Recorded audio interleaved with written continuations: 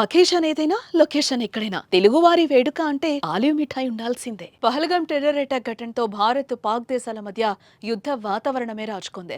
ఇరు దేశాలు సై అంటే సై అంటూ ఉండడంతో తీవ్ర ఉత్కంఠ నెలకొంది. ఈ తరుణంలో భారత ప్రధాని నరేంద్ర మోదీతో కేంద్ర రక్షణ శాఖ మంత్రి రాజ్నాథ్ సింగ్ భేటీ అయ్యారు.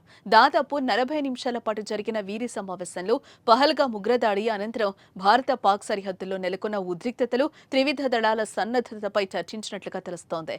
దాంతో పాటు జమ్మూ కశ్మీర్లో ఉగ్రవాదుల ఏరివేతకు తీసుకుంటున్న చర్యలను ప్రధాని మోదీకి రాజ్నాథ్ సింగ్ వివరించినట్లుగా సమాచారం.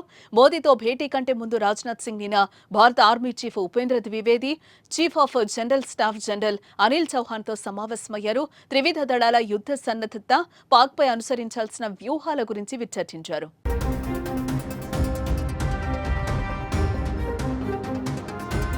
ఇక ఈ సమావేశంలో జమ్మూ కశ్మీర్లో కొనసాగుతున్న ఉగ్రవాదుల ఏరివేత ఆపరేషన్ గురించి మంత్రికి అధికారులు వివరించారు. ఇదిలా ఉంటే ఉన్నతాధికారులతో భేటీ అయిన మరుసటి రోజే మంత్రి రాజ్నాథ్ సింగ్, అజిత్ దోవల్ ప్రధాని మోదీని కలవడంతో ఈ భేటీకి ప్రాధాన్యత సంతరించుకుందని చెప్పుకోవచ్చు. ఇక ఈ భేటీలో పాకిస్తాన్పై యుద్ధానికి ముహూర్తం ఖరారు చేయడానికి సంబంధించిన కీలక నిర్ణయాలు తీసుకున్నట్లుగా జోరుగా ఊహాగానాలు వినిపిస్తున్నాయి. యుద్ధానికి సిద్ధమైతే ఎదుర్కోవాల్సిన పరిస్థితులు, భారత భద్రతా బలగాల బలాలపై ఈ సమావేశంలో ప్రధానంగా చర్చించారు. అయితే ఇప్పటికే త్రివిధ దళాల చీఫ్లతో చర్చించిన రక్షణ శాఖ మంత్రి యుద్ధానికి సిద్ధం కావాలని సంకేతం ఇచ్చినట్లుగా కూడా తెలుస్తోంది.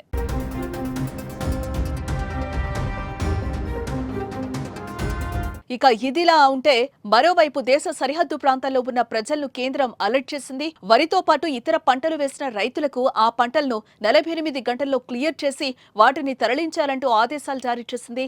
పంజాబ్ సెక్టార్లో 530 కిలోమీటర్ల మేర విస్తరించిన ఇండో పాక్ అంతర్జాతీయ సరిహద్దుపై ఉన్న జీరో లైన్ను, భారత్ వైపు ఉన్న సరిహద్దు కంచెకు నడుమ ఉన్న పొలాల్లో కోతలను 2 రోజులుగా పూర్తి చేయాలన్నారు.